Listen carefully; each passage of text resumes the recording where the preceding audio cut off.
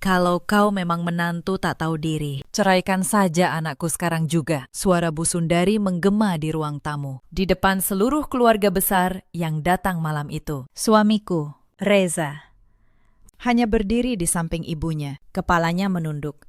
Tangannya mengepal, tapi mulutnya terkunci rapat. Adik iparku, Wulan, tersenyum tipis di sudut ruangan. Ia sudah menunggu momen ini sejak lama. Mereka pikir mereka sedang membuang seorang perempuan miskin yang tidak berguna. Mereka pikir aku tidak punya apa-apa selain rasa malu. Yang mereka tidak tahu, nama saya tercatat sebagai pemegang saham terbesar di perusahaan yang sedang mereka banggakan itu. Dan malam itu juga, saya sudah menandatangani satu dokumen yang akan meruntuhkan seluruh kerajaan kecil mereka. Satu persatu. Saya hanya menatap mereka, lalu saya tersenyum. Halo sahabat, selamat datang kembali di kanal ini. Sebelum kita mulai, kalian akan menyaksikan bagaimana sebuah keluarga yang merasa paling terhormat justru runtuh oleh keserakahan mereka sendiri. Dan bagaimana seorang perempuan yang dihina sebagai beban membalas semuanya dengan cara yang elegan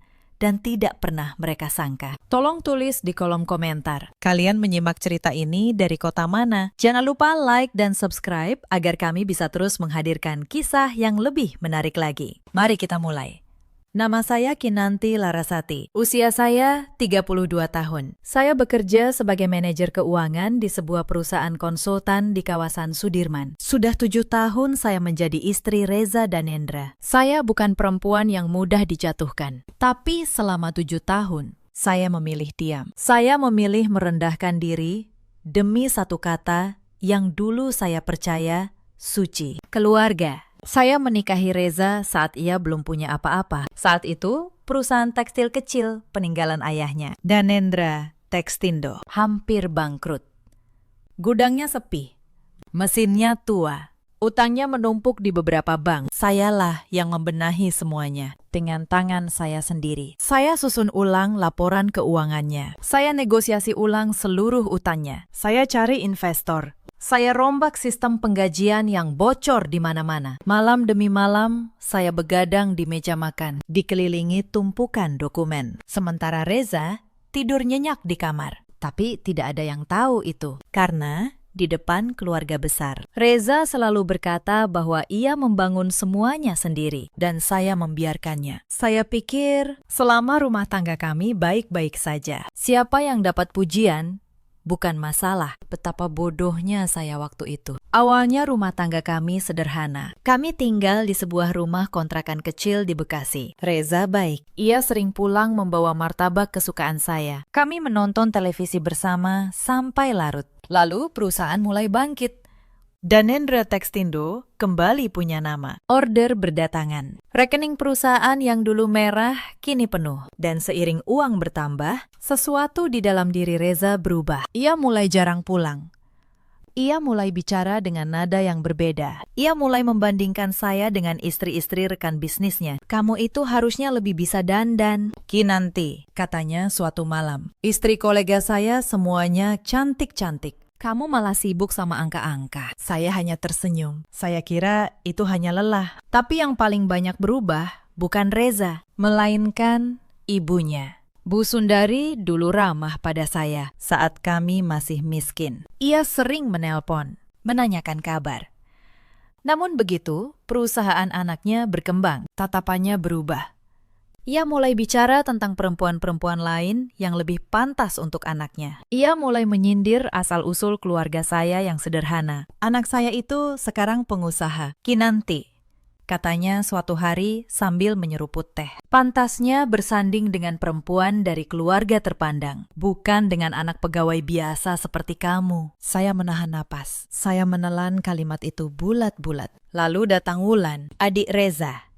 Wulan baru pulang dari luar negeri. Cantik, pandai bicara, dan sangat pandai membaca kemana angin bertiup. Ia melihat betapa ibunya mulai membenci saya, dan ia memanfaatkan itu dengan sempurna. Wulan yang mengusulkan agar kami pindah ke rumah besar keluarga Danendra di kawasan Kebayoran Baru. Biar Mas Reza dekat dengan ibu, kata Wulan manis. Lagi pula, kalian kan sudah mampu. Masa masih ngontrak? Saya menolak dalam hati, tapi Reza setuju tanpa bertanya pada saya. Dan sejak hari kami pindah ke rumah itu, hidup saya berubah menjadi sesuatu yang tidak pernah saya bayangkan. Di hari terakhir kami tinggal di kontrakan Bekasi, saya sempat berdiri lama di ruang tamu kecil itu. Disinilah dulu Reza menggenggam tangan saya, berjanji akan selalu bersama dalam susah maupun senang. Saya masih percaya pada janji itu waktu itu. Saya kemasi barang dengan hati penuh harap. Saya kira pindah ke rumah besar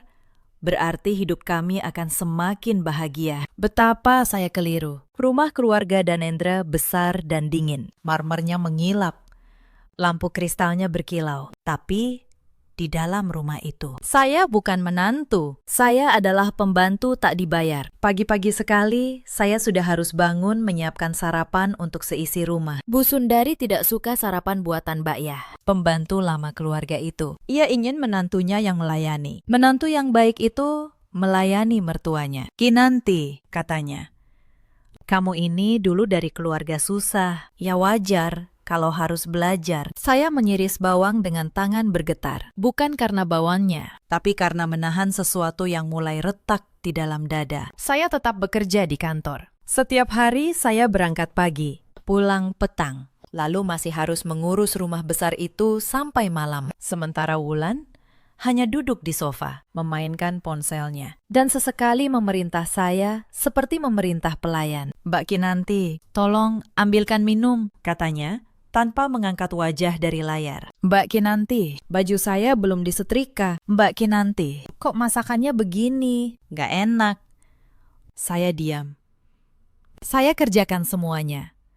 Karena saya masih percaya, kesabaran akan berbuah sesuatu. Padahal yang mereka lihat dari kesabaran saya hanyalah kelemahan yang bisa terus mereka injak. Penghinaan itu tidak berhenti di dalam rumah. Wulan membawanya keluar. Suatu hari, ada acara keluarga besar di rumah. Banyak tante dan sepupu Reza hadir. Saya sedang menata hidangan di meja, dengan celemek masih menempel di badan. Saat Wulan memanggil saya di depan semua orang. Mbak Kinanti, katanya keras, agar semua mendengar. Sini, kenalan sama tante-tante. Ini loh, istri Mas Reza.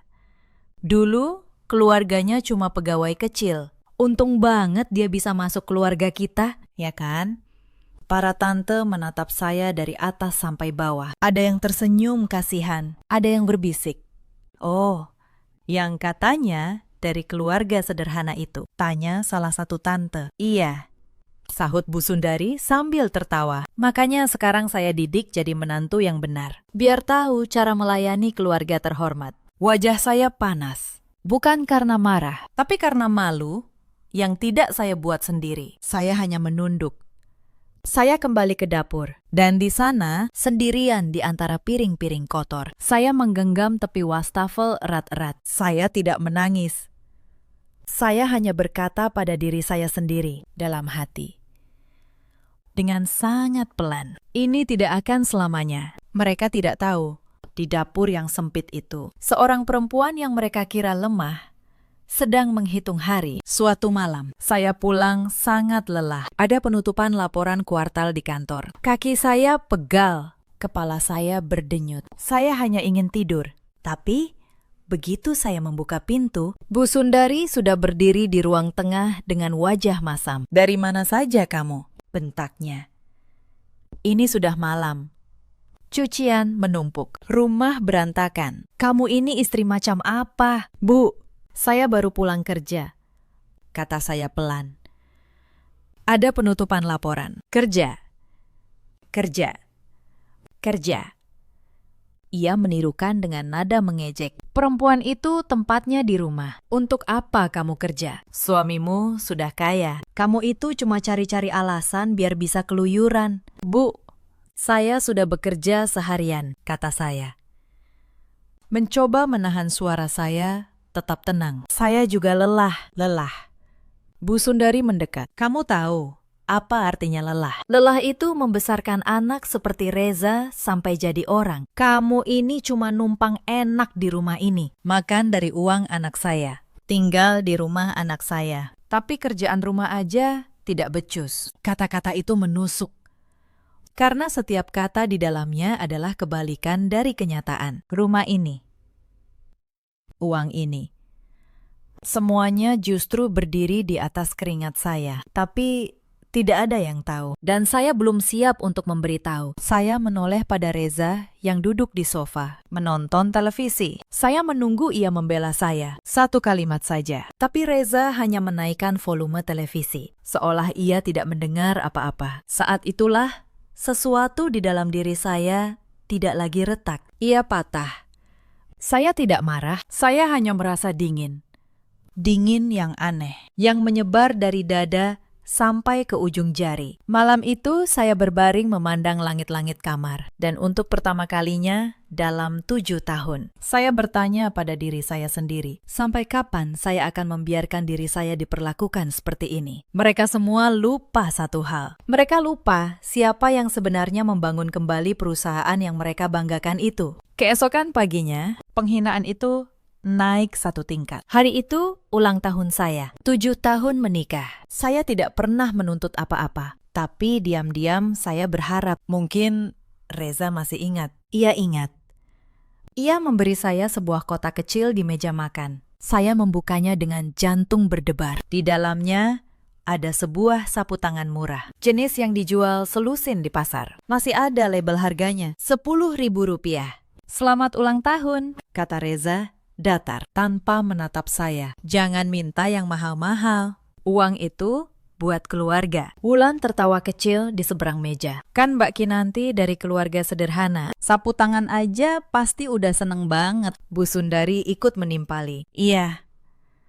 Jangan manja. Menantu itu harus tahu diri. Saya memegang sapu tangan 10.000 itu. Dan saya tersenyum. Bukan karena saya senang, tapi karena di detik itu saya tahu penantian saya sudah selesai. Beberapa hari setelah ulang tahun itu, tubuh saya tumbang, mungkin karena kelelahan yang menumpuk terlalu lama. Suatu malam, saya jatuh pingsan di dapur, di tengah menyiapkan makan malam. Saya siuman di kamar, kepala saya berat, badan saya menggigil, demam tinggi. Saya memanggil, berharap ada yang membawa saya ke dokter. Yang datang hanya Mbak Yah, pembantu keluarga itu. Ia mengompres dahi saya dengan air, wajahnya cemas. Bu Kinanti, saya sudah bilang ke Bu Sundari dan Mas Reza, bisiknya.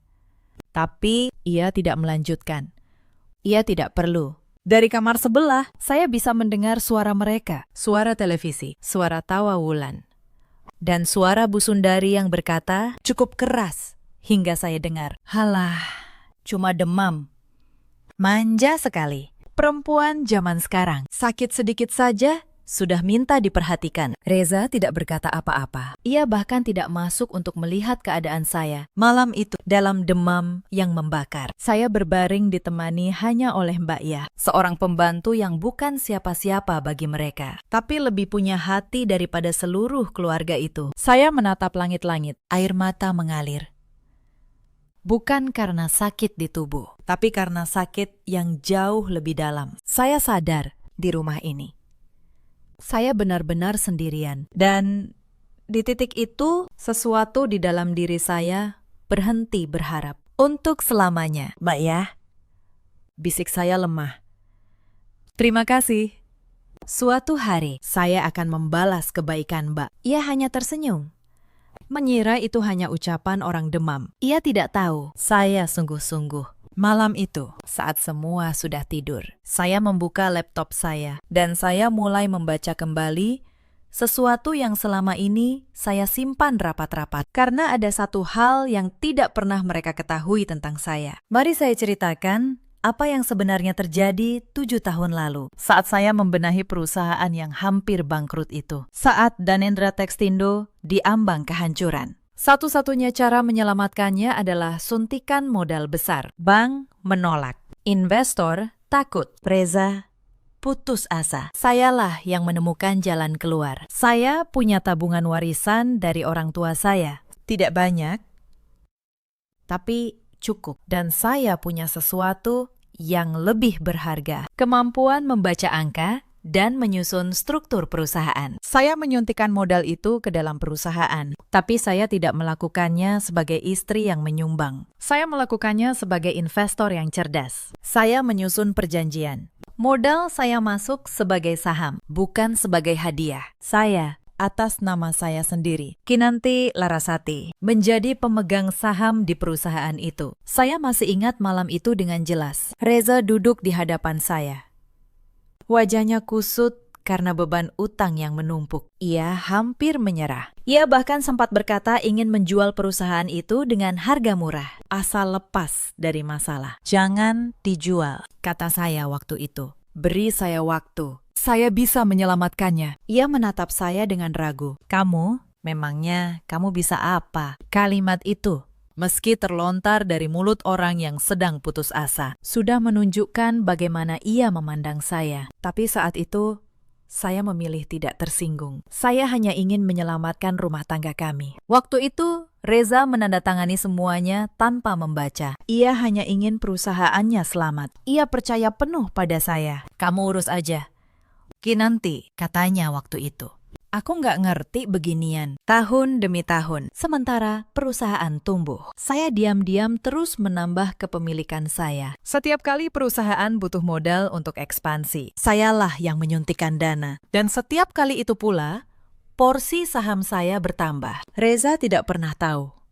Ia tidak pernah mau tahu. Baginya, angka dan dokumen adalah urusan yang membosankan. Sampai suatu titik, tanpa ia sadari, saya telah menjadi pemegang saham terbesar di perusahaan yang ia banggakan sebagai miliknya sendiri. Angkanya jelas. 7 tahun lalu, saya menyuntikkan modal awal sebesar 2 miliar rupiah. Seluruh warisan orang tua saya. Lalu, selama bertahun-tahun, saya menambahkan lagi 500 juta di sini, 800 juta di sana. Setiap kali perusahaan butuh, saya ada. Reza tidak pernah menghitung. Bagiing.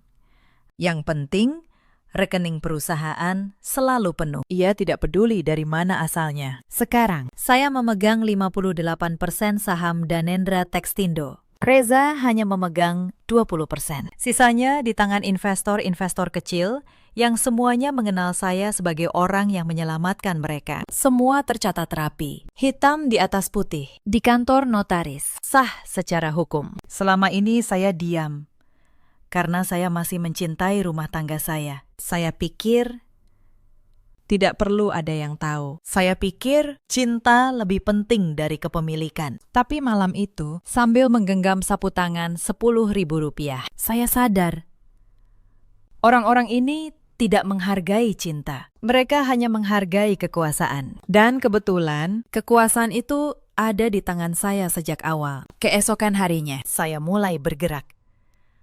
Diam-diam, tenang, seperti air yang mengalir di bawah tanah. Hal pertama yang saya lakukan adalah menemui Pak Damar, penasihat hukum dan keuangan yang sudah lama saya percaya. Kami bertemu di sebuah kafe kecil yang jauh dari kawasan bisnis. Saya ingin tahu posisi saya secara hukum. Pak Damar, kata saya, semuanya, sampai detail terkecil. Pak Damar memeriksa seluruh dokumen saya selama beberapa hari. Ketika kami bertemu lagi, ia menatap saya dengan ekspresi yang sulit saya lupakan. Bu Kinanti, katanya pelan.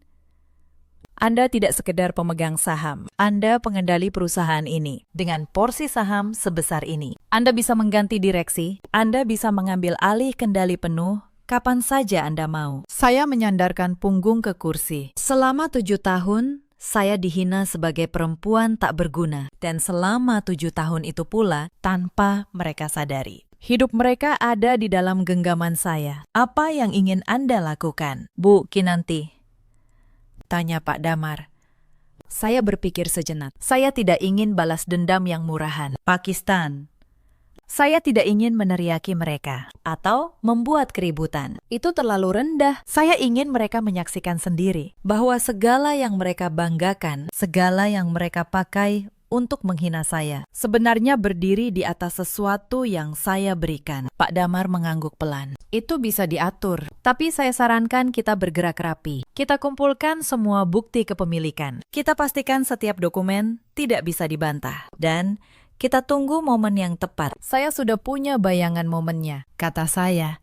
Tapi saya belum tahu kapan. Untuk sekarang, kita siapkan senjatanya dulu. Selama beberapa minggu berikutnya, kami bekerja diam-diam. Pak Damar menyusun ulang seluruh berkas kepemilikan saham saya menjadi satu bundel yang rapi dan tidak terbantahkan. Ia juga menyiapkan surat kuasa, notulen, dan seluruh dasar hukum yang saya butuhkan untuk mengambil alih kendali perusahaan kapanpun saya mau. Saya juga mulai menghubungi para pemegang saham kecil satu persatu secara pribadi, mengingatkan mereka siapa yang selama ini benar-benar menjaga perusahaan tetap hidup. Tapi saya tidak akan terburu-buru. Kemarahan yang matang tidak meledak. Ia menunggu. Sementara saya menyusun langkah. Penghinaan di rumah itu justru semakin menjadi-jadi. Rupanya, Bu Sundari dan Wulan punya rencana sendiri. Suatu sore, tanpa sengaja, saya mendengar percakapan mereka dari balik pintu dapur. Wulan, kamu harus bantu ibu, bisik Bu Sundari. Perempuan itu harus keluar dari kehidupan kakakmu. Ibu sudah menyiapkan calon yang lebih baik. Anak Bu Ratna, dari keluarga pengusaha properti. Kalau Reza menikah dengan dia, bisnis kita bisa makin besar. Tapi gimana caranya usir Mbak Kinanti? Bu, tanya Wulan. Gampang. Kita buat dia merasa tidak dihargai terus-menerus. Kita buat Reza muak padanya. Perempuan miskin kayak dia, kalau ditekan terus, pasti pergi sendiri. Dan kalaupun tidak, kita paksa dia tanda tangan surat cerai. Dia tidak punya apa-apa untuk dipertahankan. Saya berdiri di balik pintu, mendengar semuanya. Jantung saya berdegup, tapi wajah saya tetap tenang. Jadi, ini rencana mereka. Menyingkirkan saya untuk perempuan lain yang lebih menguntungkan bisnis. Semua cinta, semua janji. Semua tahun-tahun itu ternyata hanya soal keuntungan bagi mereka. Anehnya, mendengar itu, saya tidak lagi sedih. Saya justru merasa lega karena kini saya tidak perlu lagi merasa bersalah atas apa yang akan saya lakukan. Selama ini, satu hal yang menahan saya adalah rasa cinta yang tersisa. Saya masih berpikir, mungkin Reza hanya khilaf. Mungkin masih ada yang bisa diselamatkan. Tapi percakapan di balik pintu itu menghapus keraguan terakhir saya. Mereka pikir saya tidak punya apa-apa untuk dipertahankan. Padahal, justru merekalah yang tidak tahu apa yang sebenarnya bisa mereka kehilangan. Menurut kalian, jika kalian ada di posisi saya saat itu, apa yang akan kalian lakukan? Tulis di kolom komentar. Saya melangkah pergi dari balik pintu tanpa suara. Dan hari itu, keputusan saya menjadi bulat. Rencana mereka bergerak cepat. Beberapa hari kemudian, Reza mulai bersikap lebih dingin dari biasanya. Puncaknya terjadi pada malam ketika seluruh keluarga besar berkumpul di rumah Kebayoran Baru. Ada acara arisan keluarga. Semua sepupu, om, tante hadir. Di tengah acara, Bu Sundari sengaja memanggil saya ke depan, di hadapan semua orang. Kinanti, katanya dengan suara lantang. Ibu ingin bicara terus terang. Kamu ini sudah 7 tahun jadi menantu, tapi tidak memberi apa-apa untuk keluarga ini. Kamu tidak punya anak. Kamu sibuk kerja. Kamu tidak becus mengurus rumah. Ruangan hening. Semua mata tertuju pada saya. Anak saya berhak mendapat yang lebih baik. Lanjut Bu Sundari. Jadi, kalau kamu tahu diri, sebaiknya kamu mundur dengan hormat. Ceraikan saja. Wulan menimpali dari samping. Iya, Mbak. Daripada malu-maluin, Mbak kan memang gak level sama keluarga kita. Saya menoleh pada Reza. Untuk terakhir kalinya, saya memberinya kesempatan. Saya menunggu. Apakah suami saya akan membela saya di depan seluruh keluarganya? Reza berdiri, dan ia berkata dengan suara yang tidak akan pernah saya lupakan. Ibu benar, katanya. Tanpa menatap saya. Kinanti, kalau kamu memang tahu diri, sebaiknya kita akhiri saja. Kamu tidak cocok dengan kehidupan saya sekarang. Kalau kau memang menantu tak tahu diri, ceraikan saja anakku sekarang juga, kata Bu Sundari sekali lagi. Kini dengan nada penuh kemenangan. Seluruh ruangan menatap saya, menunggu saya menangis. Menunggu saya berlutut memohon. Tapi saya tidak melakukan keduanya. Saya berdiri tegak. Saya menatap mereka satu persatu. Lalu saya tersenyum. Baik. Kata saya, tenang. Kalau itu yang kalian mau, saya akan pergi. Malam ini juga. Bu Sundari terkejut. Ia mengira saya akan menangis dan memohon. Wulan tampak kecewa karena tidak bisa menikmati drama yang lebih panjang. Saya masuk ke kamar. Saya hanya mengemasi beberapa helai pakaian dan dokumen penting milik saya. Saya tidak membawa satupun barang yang dibeli dari uang Reza. Yang sebenarnya memang hampir tidak ada. Saat saya keluar, membawa koper kecil, Reza berkata dengan nada mengejek, "Kamu mau kemana? Balik ke kontrakan kumuh keluargamu. Ingat, Kinanti, kamu keluar dari rumah ini tanpa apa-apa, sama seperti saat kamu datang." Saya berhenti di ambang pintu. Saya menoleh perlahan. "Kau benar, Reza," kata saya pelan. "Aku datang tanpa apa-apa, tapi aku pergi membawa sesuatu yang bahkan kau tidak tahu aku memilikinya." Ia mengerutkan dahi, tidak mengerti. "Kalian akan segera mengerti," kata saya. "Sangat segera." Lalu saya melangkah keluar, menembus malam. Langit yang sejak tadi mendung, akhirnya menurunkan hujan. Saya berjalan kaki tanpa payung. Air hujan membasahi tubuh saya, menyamarkan air mata yang mengalir di pipi. Tapi itu adalah air mata terakhir yang saya teteskan untuk mereka. Saya menginap di sebuah hotel malam itu. Dan begitu pagi tiba, saya bukan lagi Kinanti yang menunduk. Saya adalah Kinanti Larasati, pemegang kendali sebuah perusahaan. Pagi itu juga, saya menelpon Pak Damar. "Pak Damar," kata saya, "kita mulai. Semua yang kita rencanakan sekarang." Langkah pertama, saya menghentikan seluruh aliran dana pribadi saya yang selama ini menopang operasional harian perusahaan. Selama ini, tanpa Reza sadari, banyak biaya operasional yang sebenarnya saya tanggung dari rekening pribadi saya, bukan dari kas perusahaan. Dalam 3 hari, arus kas Danendra Tekstindo mulai tersendat. Langkah kedua, saya mengumpulkan seluruh pemegang saham lain. Beberapa investor kecil yang dulu saya ajak masuk. Mereka semua mengenal saya. Mereka semua tahu sayalah otak di balik kebangkitan perusahaan ini, bukan Reza.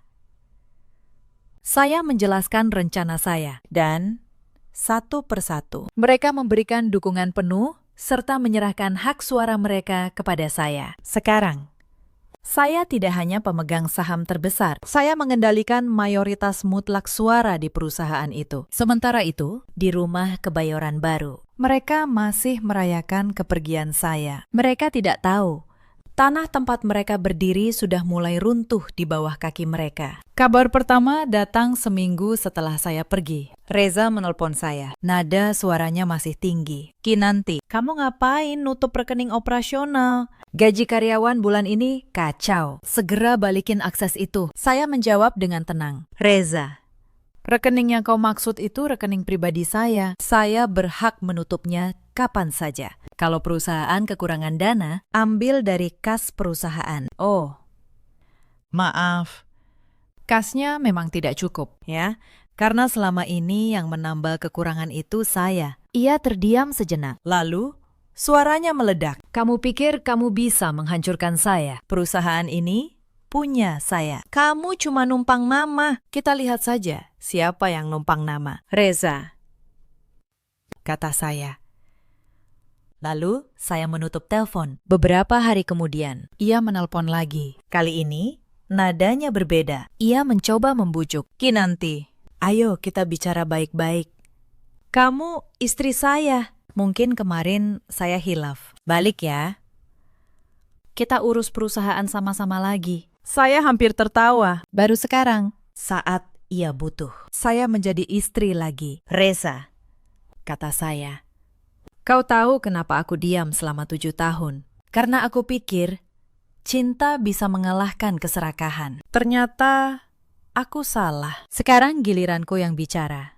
Dengan bahasa yang kalian mengerti. Bahasa angka." Saya menutup telepon lagi. Dan setelah itu, saya tidak pernah lagi mengangkat teleponnya. Reza sibuk. Rupanya ada satu hal besar yang sedang ia kejar. Danendra Tekstindo sedang dalam proses sebuah kesepakatan besar. Sebuah perusahaan tekstil raksasa dari Surabaya ingin mengakuisisi sebagian saham dan menjadikan Danendra bagian dari grup mereka. Nilainya puluhan miliar rupiah. Reza menganggap ini adalah puncak karirnya. Ia sudah membayangkan dirinya menjadi konglomerat. Ia bahkan sudah mengundang keluarga Bu Ratna, calon istri barunya, untuk hadir di acara penandatanganan kesepakatan yang ia tidak tahu. Kesepakatan itu tidak mungkin terjadi tanpa persetujuan pemegang saham terbesar.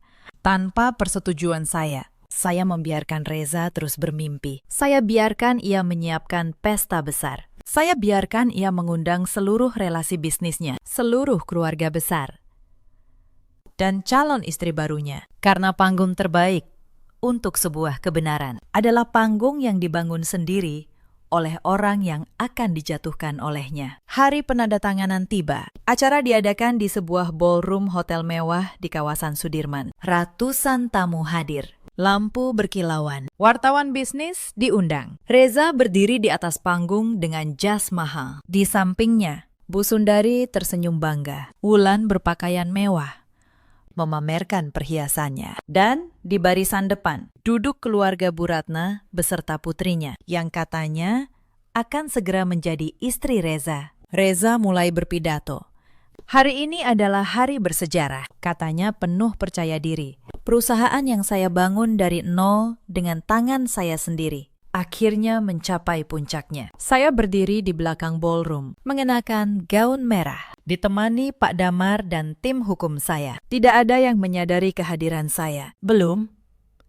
Reza melanjutkan, sebentar lagi kita akan menandatangani kesepakatan yang akan mengubah masa depan Danendra Textindo selamanya. Pihak dari Surabaya naik ke panggung. Dokumen kesepakatan dibuka. Pena disiapkan. Saat itulah saya melangkah maju. Suara hak sepatu saya menggema di lantai marmer, memecah keheningan. Maaf, kata saya jelas. Suara saya memenuhi ruangan. Kesepakatan ini tidak bisa dilanjutkan. Semua kepala menoleh. Reza terpaku. Wajahnya pucat saat melihat siapa yang berdiri di sana. Kinanti, desisnya. Apa yang kamu lakukan di sini? Pengawal.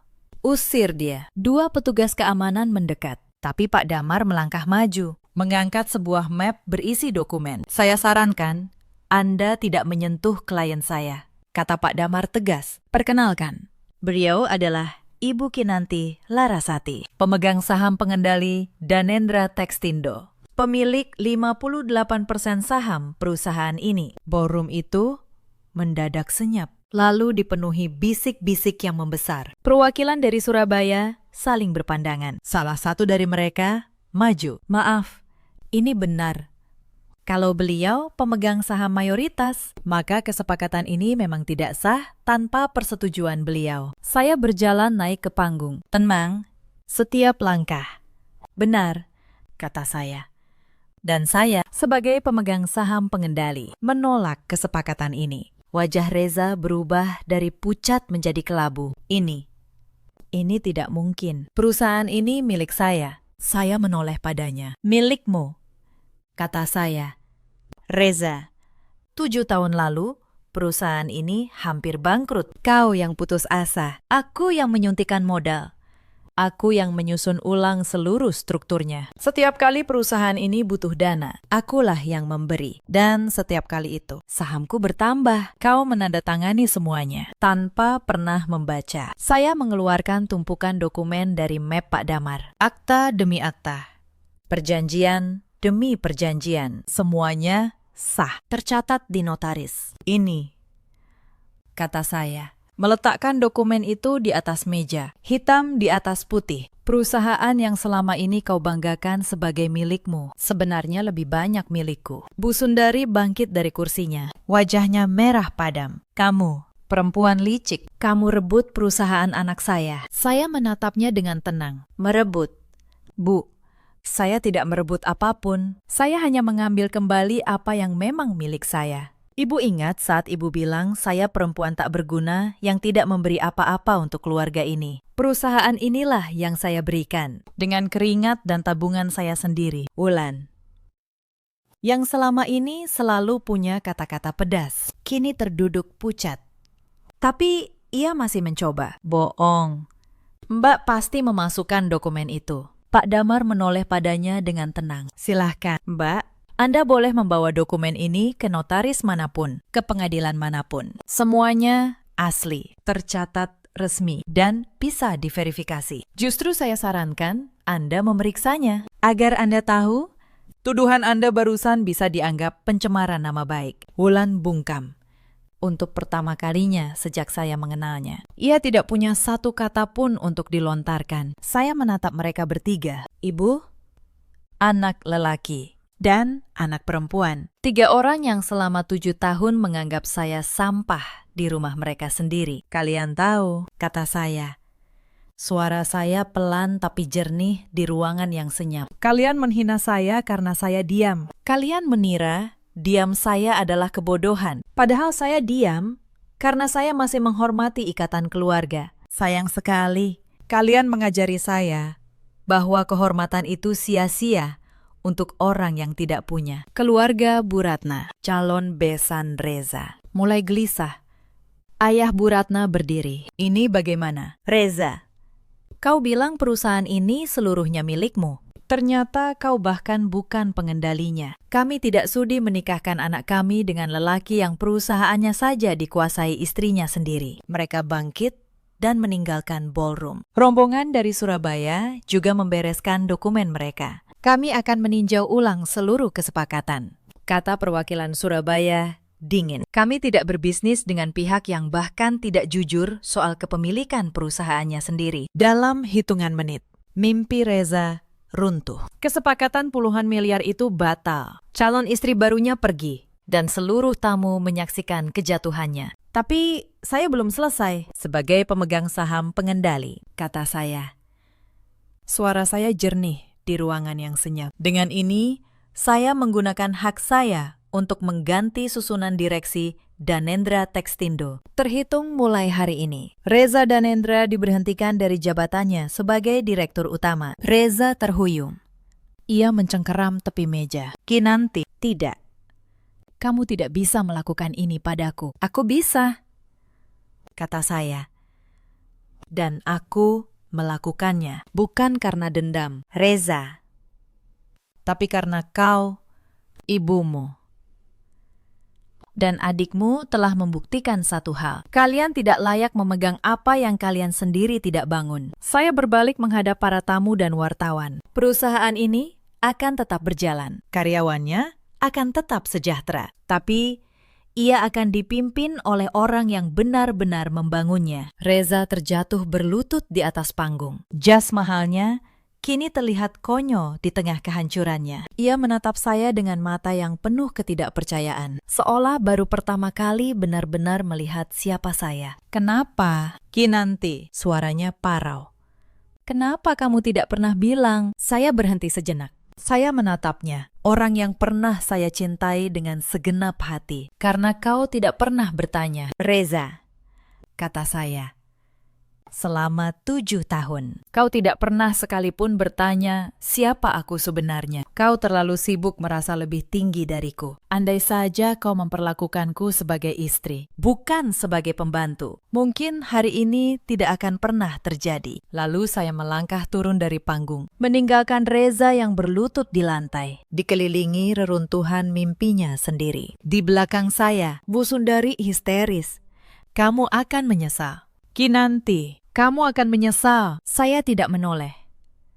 Karena satu-satunya yang akan menyesal adalah mereka yang mengira kesabaran adalah kelemahan. Hari-hari setelah itu, kabar tentang runtuhnya keluarga Danendra menyebar cepat di kalangan bisnis. Reza kehilangan segalanya. Bukan hanya jabatannya, tapi juga nama baiknya. Relasi bisnisnya menjauh. Tidak ada yang mau berurusan dengan pengusaha yang ternyata hanya wajah tempelan, sementara istrinya yang mengendalikan semuanya. Bu Sundari, yang selama ini hidup mewah dari uang perusahaan, kini harus menghadapi kenyataan. Rumah besar di Kebayoran Baru itu ternyata sebagian juga dibiayai dari dana yang saya suntikkan. Ketika saya menarik dukungan, mereka tidak lagi mampu menanggung biaya perawatannya. Ironisnya, perempuan yang dulu ia hina karena berasal dari keluarga sederhana ternyata adalah satu-satunya alasan Mengapa ia bisa hidup mewah selama ini? Setiap perhiasan yang ia pakai saat menghina saya, setiap perabot mahal di rumah yang ia banggakan, semuanya berdiri di atas kerja keras menantu yang ia anggap tidak berguna. Kenyataan itu, saya yakin, jauh lebih menyakitkan baginya daripada kehilangan harta itu sendiri. Wulan, yang selalu memamerkan kemewahan, mendadak sadar bahwa gaya hidupnya selama ini ditopang oleh perusahaan yang kini bukan lagi milik kakaknya. Satu persatu, barang-barang mewahnya harus ia jual. Tas-tas bermerek, perhiasan, mobil yang selalu ia pamerkan di media sosial. Semuanya lenyap dalam hitungan bulan. Saya sempat mendengar dari Mbak Yah yang masih menghubungi saya diam-diam bahwa Wulan bahkan sempat datang ke kantor saya. Ia ingin bertemu. Ia ingin meminta pekerjaan. Saya menolak menemuinya. Bukan karena dendam, tapi karena saya tahu orang yang dulu memerintah saya seperti pelayan tidak akan pernah tulus bekerja untuk saya. Saya menitipkan pesan lewat sekretaris saya bahwa perusahaan ini hanya menerima orang yang menghargai kerja keras, bukan orang yang terbiasa menuntut tanpa memberi. Wulan pergi dengan wajah yang, kata sekretaris saya, sulit dilukiskan. Mbak Yah juga bercerita, suasana rumah Kebayoran Baru kini muram. Tidak ada lagi tawa. Tidak ada lagi pesta. Bu Sundari sering duduk termenung di ruang tamu yang dulu megah. Kini mulai kosong karena perabotnya satu persatu dijual. Saya tidak melakukan apapun untuk menghancurkan mereka lebih jauh. Saya tidak perlu. Mereka runtuh oleh keserakahan mereka sendiri. Beberapa bulan kemudian, Bu Sundari datang menemui saya di kantor. Ia yang dulu begitu angkuh, kini duduk di hadapan saya dengan wajah tertunduk. "Kinanti," katanya lirih. Ibu minta maaf, Ibu salah. Tolong, kembalilah pada Reza. Kasihan dia hancur tanpa kamu. Saya menatapnya. Tidak ada kemarahan di dalam dada saya, hanya ketenangan. Bu, kata saya pelan. Selama 7 tahun, saya memanggil ibu dengan hormat. Saya melayani ibu, saya menahan setiap hinaan ibu. Dan yang ibu lihat dari semua itu, hanyalah seorang perempuan yang bisa terus ibu injak. Saya menarik napas. Saya tidak membenci ibu, tapi saya tidak akan kembali. Karena menghormati seseorang tidak berarti menghancurkan diri saya sendiri untuk mereka. Bu Sundari menangis. Ia meraih tangan saya, tapi saya menariknya dengan lembut. Pulanglah, Bu, kata saya. Dan sampaikan pada Reza, saya sudah memaafkannya. Tapi maaf, bukan berarti kami harus bersama lagi. Ada hal-hal yang sekali retak tidak akan pernah kembali utuh. Ia pergi dengan air mata di pipinya. Dan itu adalah terakhir kalinya saya melihat keluarga Danendra. Proses perceraian saya dengan Reza berjalan cepat. Karena saya tidak menuntut apa-apa dari dia. Semua yang saya miliki memang sudah milik saya sejak awal. Danendra Tekstindo kini berkembang lebih pesat dari sebelumnya. Di bawah kepemimpinan yang jujur dan profesional. Saya menempatkan direksi yang kompeten. Karyawan-karyawan lama yang dulu diperlakukan buruk oleh Reza kini bekerja dengan tenang dan sejahtera. Tentang Reza, saya mendengar kabarnya beberapa kali. Setelah kehilangan jabatan dan nama baiknya, ia mencoba memulai usaha lain. Gagal. Ia mencoba meminjam modal dari relasi lamanya. Tidak ada yang percaya lagi. Terakhir, saya dengar, ia tinggal di rumah kecil bersama ibunya, jauh dari kemewahan yang dulu ia banggakan. Suatu hari, ia sempat mengirim pesan panjang pada saya. Ia meminta maaf. Ia mengaku menyesal. Ia berkata, ia baru sadar betapa berharganya saya setelah kehilangan segalanya. Saya membaca pesan itu sampai habis. Lalu, saya membalasnya dengan singkat. Terima kasih sudah meminta maaf, Reza. Saya sudah memaafkanmu, sungguh. Tapi maaf tidak berarti kembali. Kau menyesal setelah kehilangan hartamu. Kalau seandainya perusahaan itu masih di tanganmu, aku yakin kau tidak akan pernah menyesali cara kau memperlakukanku. Jaga dirimu baik-baik. Setelah itu, saya menutup percakapan itu. Dan menutup pula sebuah bab panjang dalam hidup saya. Saya sendiri, akhirnya, memiliki hidup yang benar-benar saya inginkan. Setahun kemudian, di samping memimpin perusahaan, saya membuka sebuah kafe kecil yang nyaman di kawasan Kemang, tempat yang selama ini saya impikan. Di sanalah saya sering menghabiskan sore, ditemani secangkir kopi dan ketenangan yang dulu tidak pernah saya miliki. Mbak ya?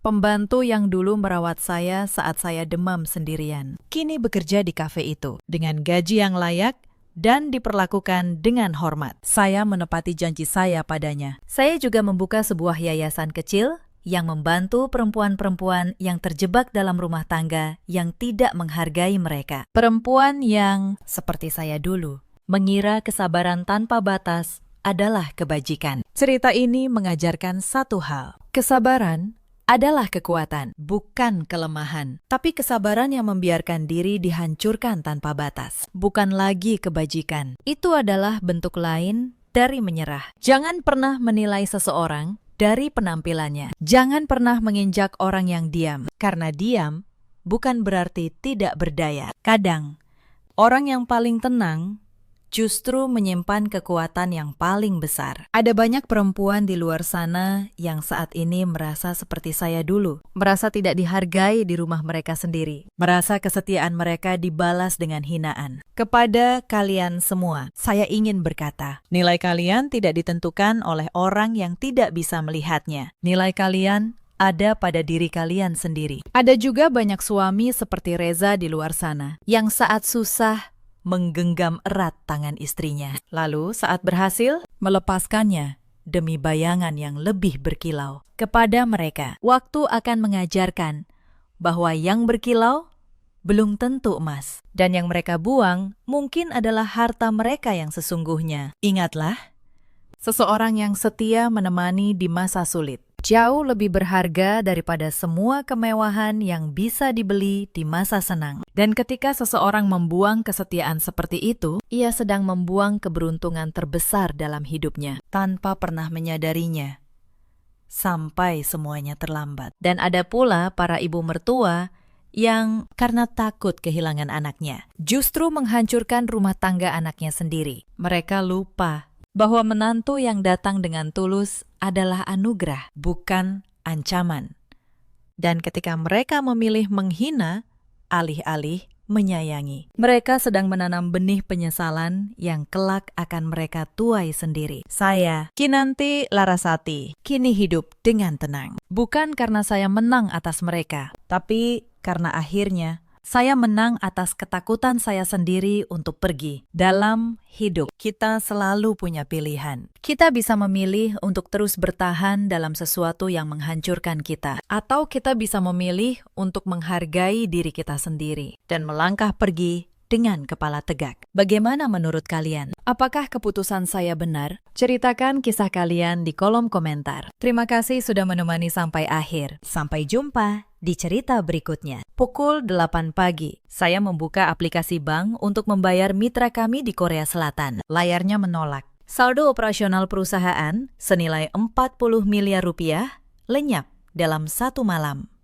Yang mengambilnya bukan pencuri dari luar. Yang mengambilnya adalah suami saya sendiri, Bima, dibantu ibunya. Dengan senyum yang mereka sebut demi kebaikan. Mereka pikir saya hanya menantu muda yang menandatangani apa saja. Mereka lupa satu hal. Nama yang tercantum sebagai direktur utama, satu-satunya pemegang wewenang tanda tangan atas seluruh perusahaan itu, adalah nama saya. Malam itu juga, saya duduk sendirian di ruang kerja. Saya tidak menangis. Saya hanya membuka laptop. Dan satu persatu, saya mulai menutup semua pintu yang selama ini saya biarkan terbuka untuk mereka. Halo, sahabat.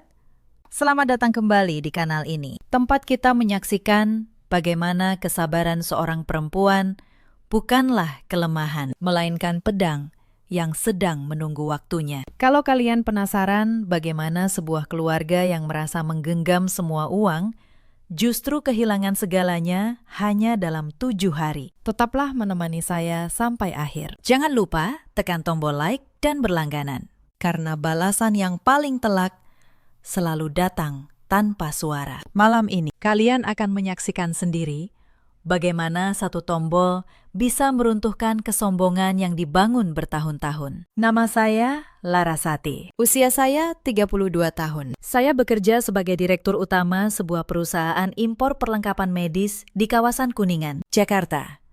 Sudah 7 tahun saya menikah dengan Bima, dan sudah 5 tahun perusahaan itu saya bangun dari nol. Dari satu ruangan sewa, yang bahkan tidak punya pendingin ruangan. Saya bukan perempuan yang mudah dijatuhkan, tetapi selama 7 tahun, saya memilih merendahkan suara saya sendiri demi satu kata. Keluarga. Saya masih ingat tahun-tahun awal, saat perusahaan itu baru satu ruangan sewa. Sayalah yang datang jam 6 pagi, dan pulang tengah malam. Saya yang menelpon satu persatu rumah sakit, menawarkan produk. Ditolak puluhan kali, sampai akhirnya ada yang percaya. Saya yang menegosiasikan harga dengan mitra Korea sampai suara saya serak. Bima saat itu masih mencoba berbagai usaha yang selalu gagal. Dan saya selalu menutupi kerugiannya dengan senyum, agar ibunya tidak menganggapnya lelaki gagal. Saat perusahaan mulai besar, keajaiban terjadi. Tiba-tiba di mata keluarga Wijaya, ini menjadi usaha Bima. Di setiap acara keluarga, Bu Sri bercerita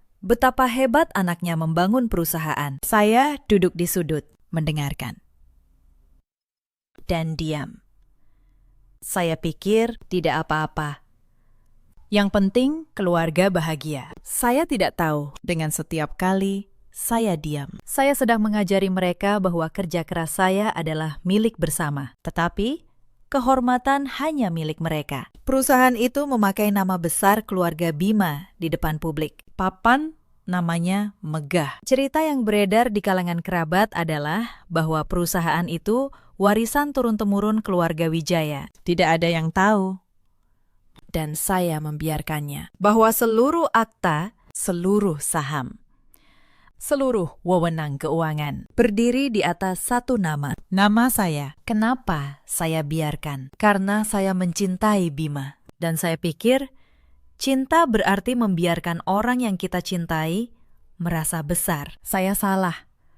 Membiarkan seseorang merasa besar di atas kerja keras kita, tanpa ia pernah tahu harganya. Hanya mengajarinya untuk menganggap kita kecil. Suami saya Bima berusia 36 tahun. Ia tampan, pandai bicara, dan sangat pandai membuat orang lain merasa berutang budi kepadanya. Ia menjabat sebagai kepala hubungan mitra di perusahaan itu. Jabatan yang saya berikan agar ia merasa berarti, bukan karena ia melamarnya dengan kemampuan. Ibu mertua saya, Bu Sri, 61 tahun, adalah perempuan yang mengukur harga seorang manusia dari jumlah yang bisa diambil darinya. Sejak awal, ia menyebut saya menantu yang beruntung. Beruntung, katanya, karena dipungut masuk ke keluarga terpandang. Ada juga adik ipar saya, Wulan, 29 tahun, adik perempuan Bima.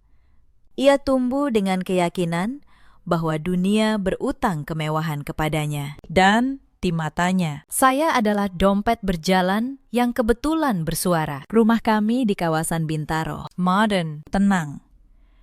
Hasil cicilan yang saya bayar sendiri. Rupiah demi rupiah. Rumah Bu Sri di sebuah kampung di Jawa Tengah. Tetapi setiap kali ia datang, ia berjalan di rumah saya seolah sayalah tamunya. Dan ia yang punya kunci. Awalnya saya kira itu hanya soal watak. Saya sabar. Saya pikir sabar itu kekuatan. Saya belum tahu saat itu bahwa ada orang yang membaca kesabaran saya sebagai celah yang bisa dimasuki. Retak pertama muncul 2 tahun lalu. Saat itu, perusahaan menang tender besar dari sebuah jaringan rumah sakit swasta. Untuk pertama kalinya, saldo operasional kami menembus puluhan miliar. Dan untuk pertama kalinya pula, Bu Sri mulai sering menginap tanpa diminta. Ia mulai bertanya hal-hal kecil. Berapa gaji karyawan? Siapa yang memegang kartu perusahaan? Kenapa semua transfer harus menunggu tanda tangan saya? Saya menjawab, sekadarnya. Saya tidak curiga. Ia ibu suami saya. Suatu malam, saya mendengar mereka berdua di dapur. Suara Bu Sri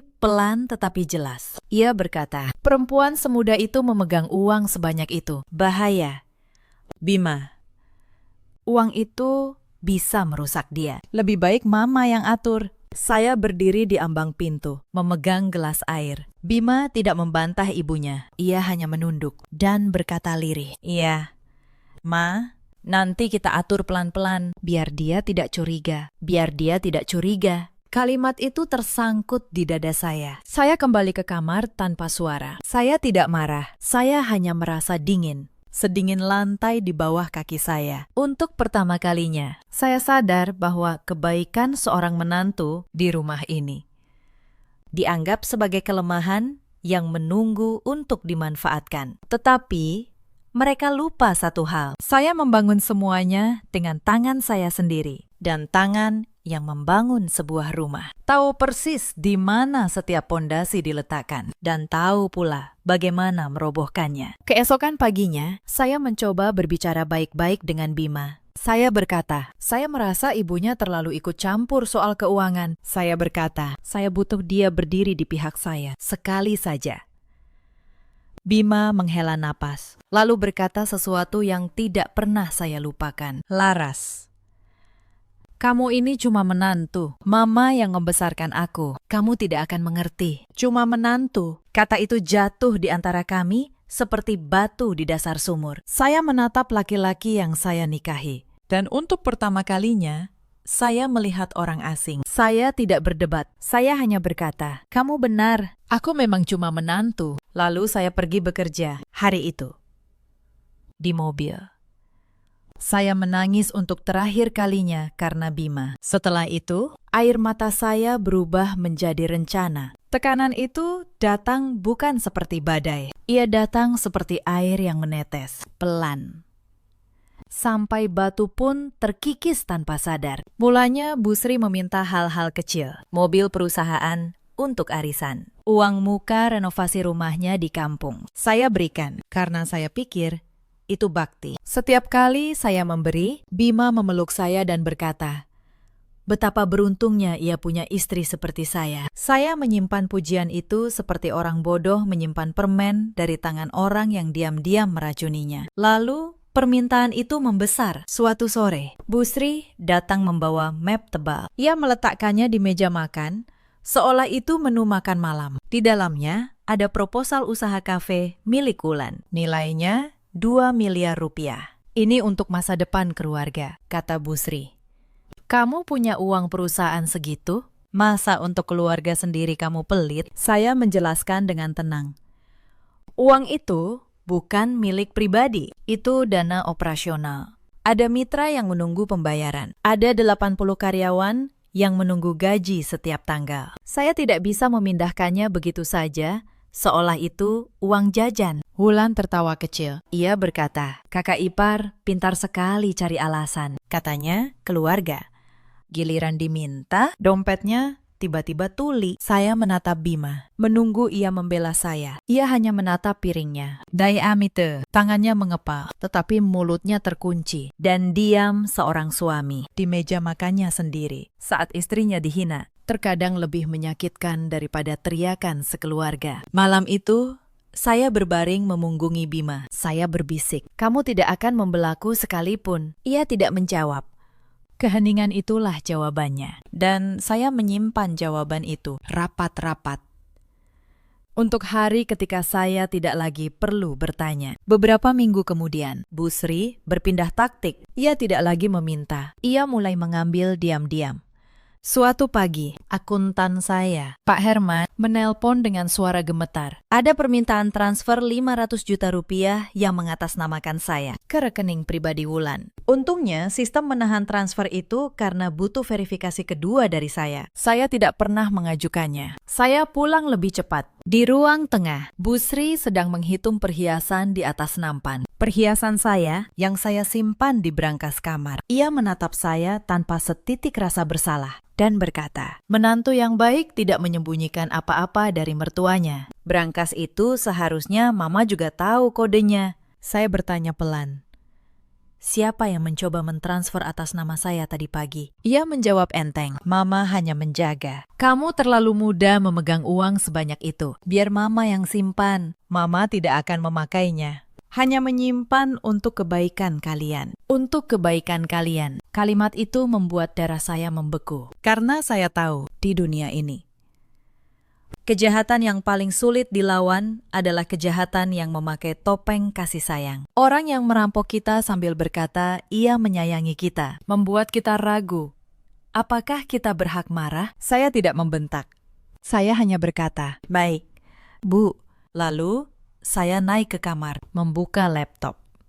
Dan malam itu saya mulai mengunduh sesuatu yang kelak akan menjadi awal dari kehancuran mereka. Saya mulai mencatat setiap tanggal, setiap percakapan, setiap upaya transfer yang ditolak sistem. Saya menyimpan salinan setiap mutasi rekening. Mereka tidak tahu mulai malam itu. Rumah ini punya saksi yang tidak pernah tidur. Keesokan harinya, saya mengganti kode brankas dan seluruh kata sandi perbankan perusahaan. Diam-diam. Saya juga memasang pengaturan agar setiap transaksi di atas 10 juta harus melalui pemberitahuan langsung ke ponsel saya. Bukan karena saya sudah tahu semuanya, tetapi karena naluri seorang perempuan yang pernah dikhianati jauh lebih tajam daripada bukti apapun. Tekanan berikutnya datang ke tempat kerja saya. Suatu pagi, Bima membawa Wulan ke kantor tanpa pemberitahuan. Ia mengumumkan di depan staf bahwa Wulan akan menjadi manajer keuangan baru. Ia tidak bertanya kepada saya, direktur utama di perusahaan yang saya bangun. Ia hanya berdiri di ruang rapat, tersenyum. Seolah kursi itu memang miliknya untuk dibagi-bagi. Beberapa karyawan menatap saya, bingung. Pak Herman menunduk, tidak enak hati. Saya bisa saja mempermalukan Bima saat itu juga di depan semua orang. Tetapi saya tidak. Saya hanya berkata dengan tenang, "Selamat datang, Wulan.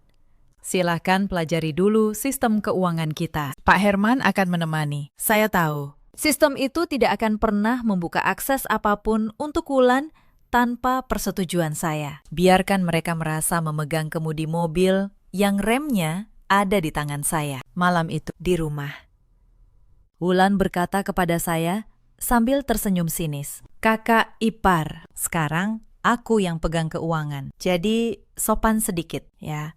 Zaman kakak sudah lewat." Bu Sri di sebelahnya mengangguk puas. Bima diam. Seperti biasa, saya hanya tersenyum dan berkata, "Tentu, Wulan."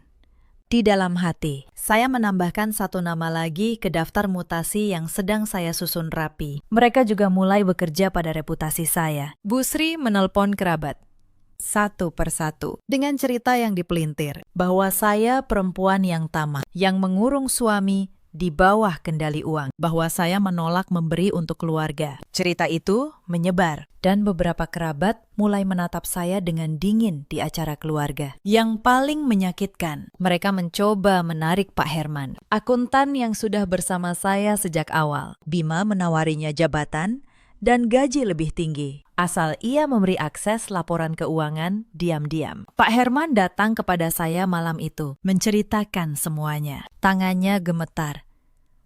"Bu Laras, saya tidak bisa berkhianat. Ibu yang memberi saya pekerjaan saat tidak ada yang mau." Saya menggenggam tangannya dan berkata, "Terima kasih." Di tengah keluarga yang membusuk, kesetiaan seorang karyawan biasa bersinar lebih terang daripada darah. Saat itu, saya tahu, saya tidak sendirian dalam pertarungan ini. Selama beberapa bulan berikutnya, saya berpura-pura menyerah. Itu bagian tersulit. Saya membiarkan Bu Sri merasa menang. Karena orang yang merasa menang menjadi ceroboh. Dan orang yang ceroboh meninggalkan jejak. Ia mulai membawa dokumen untuk saya tanda tangani. Katanya urusan pajak. Katanya perpanjangan izin usaha. Saya membaca setiap kata, setiap baris. Di malam hari, saat mereka tidur, di antara tumpukan itu, saya menemukan satu surat kuasa. Surat yang, jika saya tanda tangani, akan memindahkan seluruh wewenang keuangan perusahaan ke tangan Bima. Saya tersenyum manis di depan Bu Sri. Saya berkata bahwa saya perlu membacanya dulu bersama notaris, agar semuanya sah dan tidak ada masalah di kemudian hari. Bu Sri setuju.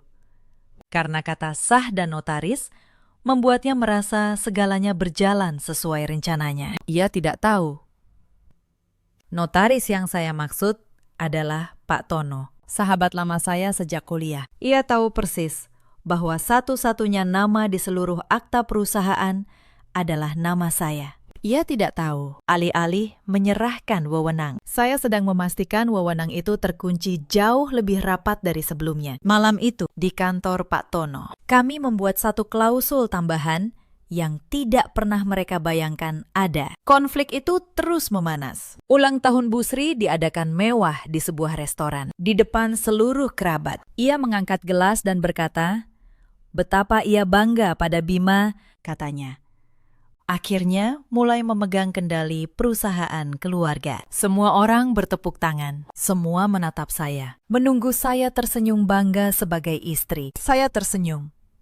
Ya, tetapi bukan karena bangga. Saya tersenyum karena tahu kendali yang mereka rayakan itu tidak pernah benar-benar berpindah dan tidak akan pernah bisa. Puncaknya datang pada suatu Sabtu. Wulan menikah. Pesta besar di sebuah hotel mewah di kawasan Menteng. Saya baru tahu belakangan, sebagian besar biayanya, hampir 1 miliar rupiah. Dibayar, memakai celah kartu tambahan yang Bima buat diam-diam. Uang itu berputar keluar dari sela-sela rekening perusahaan. Lewat rekening perantara yang mereka kira tak terlacak. Di tengah pesta, Bu Sri berdiri untuk berpidato di depan seluruh kerabat besar Wijaya. Ia mengangkat gelas dan menunjuk ke arah saya. Kita semua tahu, katanya lantang. Suaranya menggema di ruangan. Perusahaan keluarga ini besar karena keringat almarhum ayah mertua, bukan karena orang luar yang kebetulan masuk lewat pernikahan. Ia tersenyum tipis ke arah saya. Ada menantu yang lupa diri, merasa perusahaan ini miliknya. Padahal dia cuma dititipi. Untung ada anak saya yang mengingatkan tempatnya. Ruangan hening. Puluhan pasang mata menatap saya. Wulan tertawa kecil di kursi pengantinnya. Bima, suami saya, berdiri di samping ibunya. Ia tidak berkata apapun. Ia bahkan ikut tersenyum tipis, seolah kalimat itu lelucon yang ia nikmati. Di saat itulah saya melihatnya. Seorang perempuan asing berdiri terlalu dekat dengan Bima. Muda, anggun. Tangannya menyentuh lengan suami saya terlalu lama untuk sekedar kenalan bisnis. Saya mengenali cara seseorang menyentuh milik orang lain, seolah itu sudah lama menjadi miliknya. Ada keakraban di jari-jari itu yang tidak bisa dipura-purakan. Saya tidak menangis. Saya berdiri, tersenyum, dan mengangkat gelas saya balik. Selamat untuk pernikahan Wulan, kata saya. Tenang, suara saya jernih menembus keheningan. Semoga keluarga ini selalu ingat siapa yang benar-benar menjaganya, bahkan saat ia sedang ditertawakan. Lalu saya duduk. Mereka pikir saya menyerah. Mereka tidak tahu, di dalam tas saya ada map tipis yang akan mengubah kemeriahan ini menjadi awal dari akhir mereka. Seminggu setelah pesta, tekanan itu berubah menjadi pengusiran halus. Bu Sri mengumpulkan kerabat di rumah kami. Ia berkata di depan semua orang bahwa sudah waktunya rumah di Bintaro ini dikembalikan ke keluarga besar. Katanya, saya sebaiknya kembali dulu ke rumah orang tua saya untuk menenangkan diri. Ia bahkan sudah menyiapkan koper saya, tersusun rapi di dekat pintu. Sebuah pesan yang jelas, pergilah.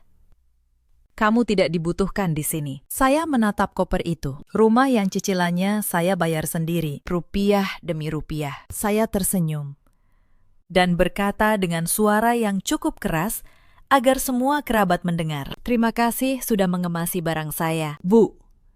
Tetapi rumah ini atas nama saya. Sertifikatnya di tangan saya. Jadi kalau ada yang perlu berkemas dan pergi, sebaiknya kita bicarakan itu baik-baik di depan notaris. Ruangan hening. Bu Sri tergagap. Beberapa kerabat yang tadinya mengangguk-angguk kini saling berpandangan. Malam itu, tidak ada yang berani menyentuh koper saya lagi. Tetapi saya tahu, ini belum berakhir. Orang yang terbiasa mengambil tidak berhenti hanya karena sekali gagal. Mereka akan mencari cara lain. Dan saya menunggu dengan pena di tangan, mencatat setiap langkah mereka. Cara lain itu datang dalam bentuk surat utang. Suatu hari, Pak Herman menemukan sebuah surat perjanjian utang atas nama perusahaan senilai 3 miliar rupiah kepada seseorang bernama yang tidak kami kenal. Tanda tangan saya ada di sana, tetapi saya tidak pernah menandatanganinya. Itu palsu. Ditiru dengan cukup rapi, tetapi tidak cukup rapi untuk menipu seorang notaris yang teliti. Saya membawanya ke Pak Tono. Ia memeriksa dengan kaca pembesar, membandingkan dengan tanda tangan asli saya di akta. Ia mendongak. Wajahnya serius. Laras, ini pemalsuan. Ini bukan lagi soal keluarga. Ini pidana. Saya mengangguk. Saya menyimpan surat itu, tidak untuk saya laporkan saat itu juga, tetapi untuk menjadi satu lagi paku di peti yang sedang mereka bangun sendiri. Saya tahu, semakin banyak bukti yang saya kumpulkan dalam diam, semakin sedikit celah bagi mereka untuk lolos saat waktunya tiba. Malam itu, saat Bima tidur di sebelah saya, dengan wajah tenang, seorang yang merasa menang. Saya menatap langit-langit kamar. Saya tidak lagi merasa sedih. Saya merasa jernih dan sedikit kasihan. Kasihan pada orang-orang yang mengira mereka sedang memenangkan permainan. Padahal mereka bahkan tidak tahu bahwa papan permainannya sejak awal milik saya. Ada satu malam yang paling saya ingat dari masa itu. Makan malam keluarga besar. Meja panjang, penuh hidangan. Bu Sri sudah mengatur tempat duduk. Dan ketika saya datang, tidak ada kursi untuk saya di meja utama. Kursi saya dipindahkan ke meja kecil di sudut. Tempat biasanya anak-anak dan pembantu makan. Kamu makan di sana saja, kata Bu Sri santai, sambil menyendok rendang untuk Wulan. Meja ini untuk keluarga inti. Semua kerabat melihat. Tidak ada yang bersuara. Bima, suami saya, duduk di meja utama, menikmati makanannya. Tidak menawarkan kursinya. Tidak berkata sepatah kata pun. Saya berdiri sejenak, memegang piring saya. Dalam hati, sesuatu yang tersisa dari cinta saya untuk Bima mati saat itu, tanpa suara. Saya tidak membuat keributan. Saya duduk di meja kecil itu, makan dengan tenang. Punggung tegak, tetapi di dalam kepala saya mencatat wajah setiap orang yang diam. Saya berjanji pada diri saya, akan datang hari ketika saya duduk di meja manapun yang saya inginkan, di rumah saya sendiri. Dan merekalah yang berdiri menunggu izin. Hari itu tidak jauh, dan saat itu tiba. Saya tidak akan menghina mereka seperti mereka menghina saya. Saya hanya akan mengambil kembali apa yang selalu menjadi milik saya dengan tenang. Sampai bersih. Sepulang dari pesta, saya tidak bisa tidur. Bukan karena sakit hati. Sakit hati sudah lama saya lampaui. Saya terjaga karena satu wajah. Perempuan yang menyentuh lengan Bima. Keesokan paginya saya menemui seorang penyelidik swasta. Bukan untuk drama, untuk bukti. Saya berkata kepadanya, saya tidak butuh cerita. Saya butuh dokumen, tanggal, dan aliran uang. Dalam 2 minggu, saya menerima sebuah amplop coklat. Isinya membuat saya duduk lama sekali di ruang kerja, memandang dinding tanpa berkedip. Perempuan itu bernama Cantika. Ia bukan kenalan biasa. Ia telah menjadi bagian tersembunyi dari hidup Bima selama hampir 2 tahun. Foto-foto itu jelas, restoran mahal, liburan ke Bali yang katanya perjalanan dinas, sebuah apartemen di kawasan Sudirman yang sewanya saat saya telusuri bersama Pak Herman dibayar dari aliran dana yang berputar keluar dari perusahaan saya. Jadi begitu, uang yang mereka rebut dengan dalih demi kebaikan keluarga. Sebagian mengalir untuk membiayai perempuan lain, untuk membeli tas bermerek dan malam-malam di hotel. Ibu mertua saya menjaga uang, katanya. Ternyata yang ia jaga adalah kenyamanan selingkuhan anaknya. Di dalam amplop itu, ada satu foto yang paling menusuk. Diambil di Bali, di sebuah villa tepi pantai. Bima merangkul Cantika.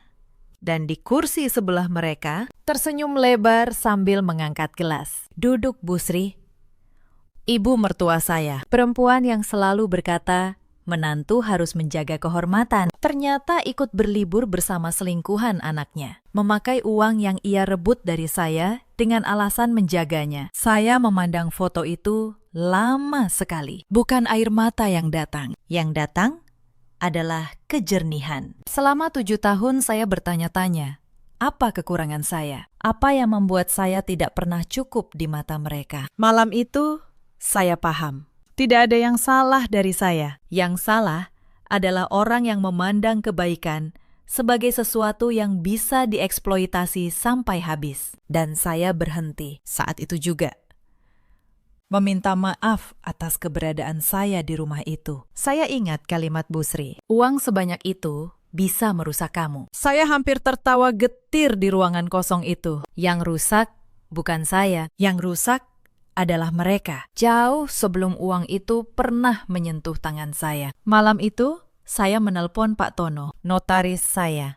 Saya juga menelpon Pak Herman, akuntan saya, dan meminta ia menyiapkan seluruh rekonsiliasi keuangan 3 tahun terakhir. Lalu saya menelpon satu orang lagi, seorang pengacara bernama Bu Ratih, perempuan bersuara tenang yang pernah memenangkan perkara jauh lebih besar dari ini. Saya berkata kepada mereka bertiga, dengan suara yang bahkan mengejutkan diri saya sendiri, karena begitu tenang. Saya rasa sudah waktunya kita rapikan pembukuan keluarga ini sampai bersih. Selama 2 minggu berikutnya, saya bekerja dalam 2 wajah. Di siang hari, saya adalah menantu yang patuh, istri yang tersenyum, direktur yang katanya kelelahan dan siap melepas beban. Di malam hari, bersama Pak Herman, saya menelusuri setiap transaksi mencurigakan 3 tahun ke belakang. Kami menemukan pola yang rapi. Uang keluar dalam jumlah yang tepat di bawah ambang kecurigaan ke rekening-rekening perantara, lalu berkumpul kembali di satu titik. Bima bukan sekedar suami yang lemah, ia perencana yang sabar. Tetapi ia lupa saya lebih sabar. Bu Ratih mengajari saya satu hal penting. Jangan bertindak sampai semua bukti lengkap. Karena satu langkah terlalu cepat, bisa memberi mereka waktu menghapus jejak. Maka, saya menunggu. Saya membiarkan mereka merasa aman. Saya bahkan mulai berbicara tentang menyerahkan wewenang, agar mereka semakin berani, semakin ceroboh, semakin dalam menggali lubang mereka sendiri. Setiap kali Bu Sri tersenyum penuh kemenangan, saya tahu ia sedang menandatangani kehancurannya sendiri tanpa pena. Beberapa hari kemudian, Bima datang kepada saya dengan wajah paling manis yang ia punya. Ia memeluk saya dari belakang saat saya sedang memasak. Ia berkata, perusahaan butuh restrukturisasi. Ia berkata, akan lebih baik jika wewenang keuangan dipegang bersama, agar tidak semua beban di pundak saya. Ia menyodorkan lagi surat kuasa itu. Kali ini, dengan bunga, saya menatapnya lama. Suami yang saya cintai 7 tahun. Suami yang membiarkan ibunya menghina saya di depan 100 orang. Dan membiarkan tangan perempuan lain menyentuh lengannya di pesta adiknya. Saya berkata lembut, beri saya waktu sampai akhir pekan. Mas, saya ingin semuanya sah dan sempurna. Ia tersenyum lebar, mengira saya akhirnya menyerah. Ia mencium kening saya seperti dulu. Ia tidak tahu, di dalam tubuh saya, selain rasa muak yang dalam, ada sesuatu yang baru. Saya sedang mengandung anak pertama kami, 7 minggu. Dan saya bersumpah malam itu, sambil memegang perut saya yang masih rata, bahwa anak ini tidak akan pernah lahir di rumah yang menganggap ibunya sebagai barang titipan. Tetapi mereka tidak berhenti, bahkan saat mereka tahu saya mengandung. Justru sebaliknya, ketika Bu Sri mendengar kabar kehamilan saya dari Bima, reaksinya bukan bahagia. Ia datang ke rumah, menatap perut saya, dan berkata dingin, jangan pikir dengan hamil kamu bisa mengunci posisimu di keluarga ini. Anak itu tetap darah Wijaya. Kamu hanya menumpang mengandungnya. Kalimat itu diucapkan kepada seorang perempuan hamil tentang bayinya sendiri. Adalah kalimat yang tidak akan pernah saya maafkan sepenuhnya. Meski saya kelak melepaskannya. Saya berdiri, memegang perut saya, dan menatap Bu Sri tepat di mata. Bu, satu-satunya yang menumpang di rumah ini selama 7 tahun adalah ibu. Dan waktu menumpang itu sebentar lagi habis. Untuk pertama kalinya, Bu Sri melihat sesuatu di mata saya yang membuatnya mundur selangkah. Ia melihat perempuan yang sudah tidak takut lagi. Hari itu tiba, Sabtu pagi, saat saya membuka aplikasi bank untuk membayar mitra Korea Selatan. Layar menolak. 40 miliar rupiah lenyap dalam semalam. Mereka tidak sabar menunggu surat kuasa. Mereka nekat memindahkannya lewat celah yang mereka kira sudah tersembunyi rapi, memakai wewenang palsu yang mereka susun sendiri. Tetapi mereka lupa satu hal yang paling mendasar. Setiap rupiah yang keluar dari rekening perusahaan meninggalkan jejak digital. Dan satu-satunya orang di muka bumi yang bisa membekukan seluruh rekening itu dengan satu perintah. Sebagai direktur utama tunggal yang namanya tercatat resmi adalah saya. Saya tidak panik. Tangan saya bahkan tidak gemetar. Saya menelepon layanan prioritas bank. Saya menyebut nomor keanggotaan direktur, kode wewenang tunggal yang hanya saya yang tahu. Dan saya berkata dengan tenang, bekukan seluruh rekening perusahaan atas indikasi transaksi tidak sah. Semua kartu turunan. Sekarang juga. Satu tombol. Dan dunia yang mereka bangun di atas uang saya mulai runtuh satu persatu. Tanpa mereka sempat mengerti apa yang menimpa mereka. Pukul 10 pagi. Bima menelpon dengan suara panik. Kartu-kartunya diblokir. Semua kartu. Kartu Busri, kartu Wulan. Bahkan, aliran ke apartemen Cantika terputus di tengah proses pembayaran. Ia berteriak menanyakan apa yang terjadi. Saya menjawab, tenang, sambil menyeduh teh. Perusahaan sedang diaudit. Mas, prosedur standar keamanan. Kamu tenang saja di sana. Sore itu Busri datang ke rumah dengan wajah merah padam. Ia menggebrak meja ruang tamu saya. Apa yang kamu lakukan? Perempuan tidak tahu diri. Kamu bekukan uang keluarga kami. Kamu mau menghancurkan kami. Saya menuang teh untuk diri saya sendiri. Pelan-pelan. Saya persilakan ia duduk. Lalu saya berkata, uang keluarga. Bu, tolong tunjukkan satu dokumen saja yang menyebut nama ibu di perusahaan itu. Satu saja. Saya tunggu. Ia terdiam.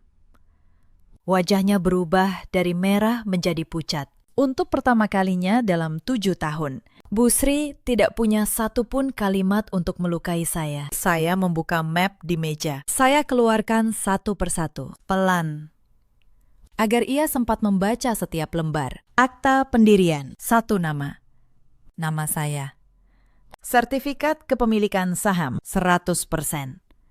Nama saya. Surat pengangkatan direktur utama, nama saya. Lalu saya keluarkan lembar-lembar lain. Catatan setiap upaya transfer ilegal, lengkap dengan tanggal dan jumlah. Mutasi rekening, yang menunjukkan kemana uang itu mengalir. Dan terakhir, saya letakkan foto-foto dari apartemen Sudirman tepat di depan Busri. Uang yang ibu jaga demi kebaikan kami, kata saya pelan. Ternyata menjaga perempuan ini. Apakah ini juga demi kebaikan saya? Bu, apakah apartemen ini yang ibu maksud dengan menyimpan untuk masa depan kami? Busri menatap foto itu. Tangannya gemetar hebat. Ia menoleh ke arah Bima yang baru saja masuk. Terengah. Dan untuk pertama kalinya, sang ibu menatap anaknya bukan dengan bangga, melainkan dengan ngeri. Seolah baru benar-benar melihat siapa yang selama ini ia bela. Saya belum selesai. Saya mengeluarkan satu lembar terakhir. Rekaman percakapan yang dulu saya catat. Malam, saat saya berdiri di ambang pintu dapur. Kata-kata Bima sendiri. Nanti kita atur pelan-pelan, biar dia tidak curiga. Saya letakkan transkrip itu di meja. Ini kalimat anak ibu, kata saya. Direncanakan, bukan khilaf sesaat. Selama 2 tahun. Bu, Busri menutup mulutnya dengan tangan. Ia yang selama 7 tahun tidak pernah kehabisan kata-kata untuk merendahkan saya, kini hanya bisa bergumam. Mama tidak tahu akan sejauh ini. Saya menatapnya. Ibu tahu. Ibu hanya berharap saya terlalu bodoh untuk melihatnya. Bima jatuh berlutut di lantai ruang tamu. Ia menangis. Ia berkata, semua ini kesalahan. Ia khilaf. Ia bisa menjelaskan semuanya. Ia meraih ujung tangan saya. Ia memohon demi keluarga, demi rumah tangga kami, demi masa depan. Saya menarik tangan saya pelan, tanpa kasar. Saya berkata, kamu berbicara tentang keluarga sekarang. Di mana kata itu saat ibumu menghinaku di depan 100 orang di pesta adikmu? Di mana kata itu saat kamu membayar apartemen perempuan lain dengan keringat 80 karyawanku? Kamu tidak kehilangan keluarga hari ini, Bima. Kamu kehilangannya bertahun-tahun lalu. Pelan-pelan. Setiap kali kamu memilih diam. Bima menatap saya dari lantai. Air mata membasahi wajahnya. Ia berkata, Cantika tidak ada artinya. Laras. Kamu yang aku cintai. Aku hanya hilaf. Tergoda uang. Tergoda mama. Beri aku satu kesempatan lagi. Ada sesaat, hanya sesaat. Di mana hati saya yang lama, hati perempuan yang 7 tahun mencintainya, hampir bergetar. Lalu, saya teringat foto villa di Bali. Saya teringat kalimatnya, cuma menantu. Saya teringat koper yang mereka siapkan di dekat pintu. Saya teringat perut saya, dan kalimat Bu Sri tentang bayi saya. Dan getaran itu berhenti. Saya berkata, Bima, seorang laki-laki yang mencintai istrinya, tidak perlu digoda untuk tidak mengkhianatinya. Kamu tidak hilaf sekali. Kamu memilih berulang kali. Selama 2 tahun. Dan sekarang, aku juga memilih. Saya berbalik. Dan tidak menoleh lagi. Hari berikutnya, Bu Rati, pengacara saya, mengambil alih sepenuhnya. Audit resmi berjalan, disaksikan pihak berwenang. Setiap rupiah yang mereka alirkan keluar tercatat rapi. Tidak ada yang bisa disembunyikan lagi. Pesta pernikahan Wulan, apartemen Cantika, renovasi rumah kampung, liburan ke Bali. Semua memakai celah dana yang bukan hak mereka sepeser pun. Hari audit itu, saya duduk di ruang rapat perusahaan saya sendiri. Di kursi yang selama ini memang milik saya. Di seberang meja, Bima dan Bu Sri duduk dengan pengacara mereka. Wajah mereka pucat. Bu Rati membuka satu persatu berkas dengan tenang. Setiap lembar adalah sebuah tuduhan yang tak terbantahkan. Surat utang palsu itu, aliran dana ke apartemen, foto villa di Bali, percobaan transfer ilegal yang tercatat sistem. Pengacara mereka mencoba berargumen bahwa ini urusan keluarga. Sebaiknya diselesaikan kekeluargaan. Bu Rati menatapnya dan berkata, pemalsuan tanda tangan dan penggelapan dana perusahaan bukan urusan keluarga. Itu urusan negara. Ruangan hening. Bima menunduk.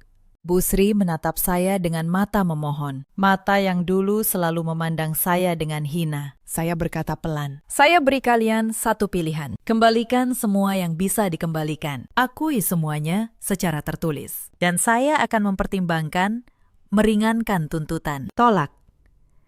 Dan hukum akan berjalan penuh. Pilihan ada di tangan kalian sekarang. Seperti dulu, semuanya ada di tangan kalian saat kalian memilih mengkhianati saya. Bima dan Bu Sri kini menghadapi perkara penggelapan dan penyalahgunaan wewenang.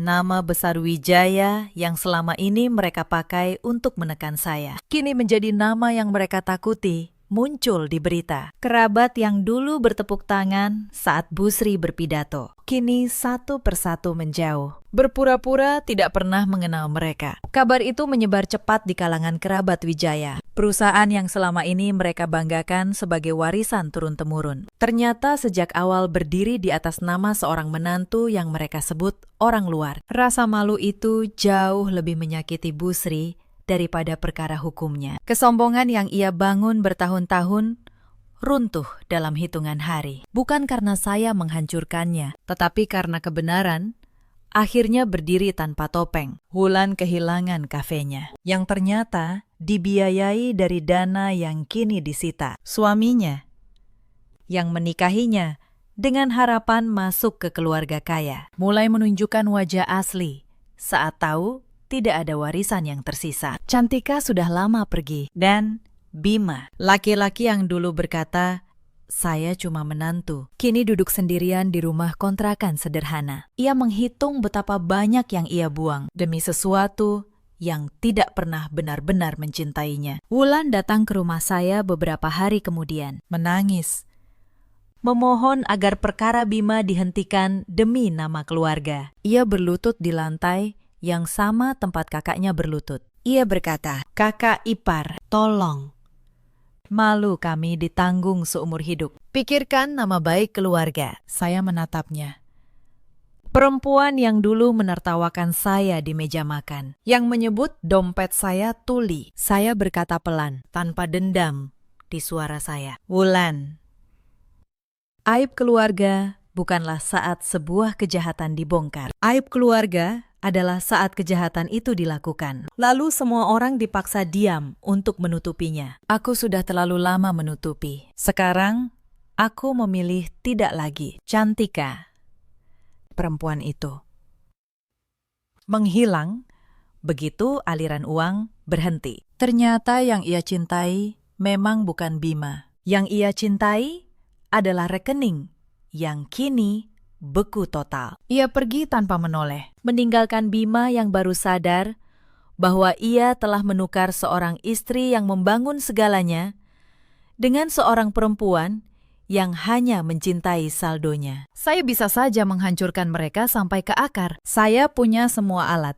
semua bukti, semua wewenang untuk itu. Saya bisa memastikan mereka tidak pernah bangkit lagi. Tetapi saya berhenti di titik yang saya pilih sendiri, karena saya sadar jika saya menghancurkan mereka dengan kekejaman yang sama, maka tidak ada bedanya saya dengan mereka. Dan saya menolak menjadi seperti mereka. Saat proses hukum berjalan, Busri jatuh sakit. Tekanan darahnya melonjak. Ia harus dirawat di rumah sakit. Bima tidak punya uang untuk biaya perawatan ibunya, karena semua rekening telah beku dan sebagian aset disita untuk proses hukum. Dalam keputusasaannya, ia menelpon saya, memohon dengan suara yang hampir tak terdengar. Saya datang ke rumah sakit itu. Saya membayar seluruh biaya perawatan Busri. Bukan karena saya lemah, bukan karena saya melupakan. Saya membayar karena saya memilih untuk tidak membiarkan hati saya menjadi sekeras hati mereka. Saya berdiri di samping ranjang perempuan yang selama 7 tahun menghina saya. Dan saya berkata, saya membayar ini bukan sebagai menantu ibu. Saya membayar sebagai manusia yang tidak mau hatinya sekeras hati ibu dulu. Setelah ibu sembuh,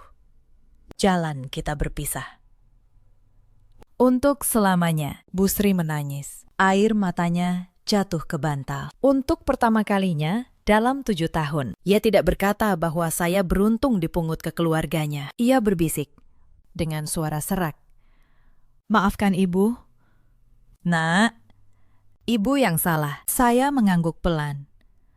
"Memaafkan," bagi saya bukan berarti kembali. Memaafkan berarti saya melepaskan beban itu dari punggung saya, agar saya bisa berjalan lebih ringan ke depan. Bukan agar mereka bisa naik lagi ke punggung yang sama. Perceraian saya dan Bima selesai 6 bulan kemudian. Saya tidak menuntut apapun darinya, karena memang tidak ada yang bisa dituntut. Semua sejak awal memang milik saya, dibangun oleh saya. Yang saya ambil kembali dari pernikahan itu hanyalah satu hal yang paling berharga, yang bertahun-tahun mereka curi tanpa saya sadari: ketenangan. Perusahaan saya pulih. Mitra dari Korea Selatan. Setelah saya jelaskan seluruh kejadian dengan jujur dan terbuka, tetap memilih mempercayai saya, bahkan memperbesar kerjasama. Kepercayaan ternyata dibangun dari kejujuran dan hasil kerja, bukan dari nama besar keluarga yang dipinjam. Anak saya lahir di musim hujan. Perempuan kecil, sehat, dengan tangis yang lantang memenuhi ruang bersalin. Saya memberinya nama Kanaya. Saya menggendongnya di ruang yang dulu menjadi ruang kerja saya. Tempat malam-malam panjang saya menyimpan bukti dalam diam dan air mata. Kini, ruangan itu penuh mainan dan cahaya. Saya membangun ulang hidup saya, bukan sendirian, tetapi ditemani orang-orang yang benar-benar tulus. Pak Tono, Bu Rati, Pak Herman, dan beberapa sahabat lama yang tetap tinggal saat hampir semua orang pergi. Keluarga, saya akhirnya benar-benar paham, bukanlah sesuatu yang diwarisi lewat darah atau surat nikah. Keluarga adalah sesuatu yang dibangun sehari demi sehari di atas rasa hormat. Suatu sore,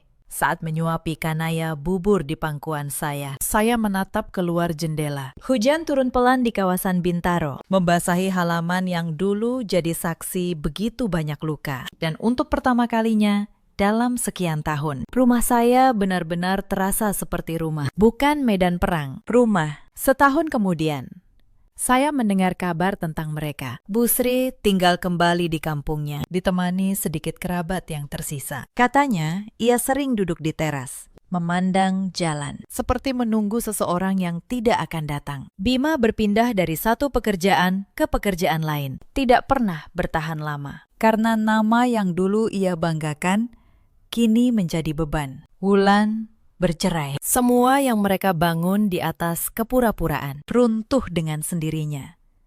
Tanpa saya perlu mendorong sekalipun. Saya tidak merasa menang. Kemenangan sejati. Saya belajar, bukanlah melihat orang lain jatuh. Kemenangan sejati adalah bisa tidur nyenyak, mendengar tawa anak sendiri di pagi hari, dan tahu bahwa saya tidak menukar hati nurani saya dengan dendam. Saya membiarkan karma bekerja dengan tangannya sendiri, dan saya hanya menjalani hidup saya dengan tenang. Kadang Kanaya bertanya, saat ia mulai bisa bicara, di mana ayahnya? Saya memeluknya dan berkata bahwa suatu hari saya akan menceritakan semuanya dengan jujur, tanpa kebencian. Karena saya ingin ia tumbuh mengerti satu hal, bahwa menjadi baik bukanlah kelemahan, dan bahwa seorang perempuan boleh lembut, tetapi tidak pernah boleh membiarkan dirinya diinjak. Cerita ini mengajarkan satu hal yang ingin saya titipkan kepada kalian. Kesabaran seorang perempuan bukanlah izin bagi siapapun untuk menginjaknya. Uang memang bisa menjadi pedang yang melindungi seorang perempuan dan rumahnya. Tetapi pedang itu hanya bermakna di tangan orang yang tahu kapan harus mengangkatnya. Dan yang jauh lebih penting, tahu kapan harus menurunkannya sebelum ia melukai dirinya sendiri. Di luar sana, ada banyak perempuan yang seperti saya dulu, yang mengira diam adalah bakti, yang membiarkan dirinya disebut orang luar di rumah, yang ia bangun dengan tangannya sendiri. Ada juga banyak suami seperti Bima, yang mengira cinta seorang istri akan bertahan seberapapun dalam ia menusuknya. Sampai suatu hari, cinta itu habis tanpa suara. Dan ada pula para ibu mertua yang lupa bahwa seorang menantu adalah anak yang datang membawa hatinya, bukan barang titipan yang boleh diambil isinya. Kalian yang menyimak sampai di sini, saya ingin bertanya kepada kalian, seandainya kalian berada di posisi saya, apakah kalian akan membekukan semuanya juga? Atau memilih terus diam demi satu kata bernama keluarga? Ceritakan jawaban kalian di kolom komentar. Dan beritahu saya, kalian menyimak cerita ini dari kota mana? Terima kasih telah menemani saya sampai akhir. Sampai jumpa di cerita berikutnya.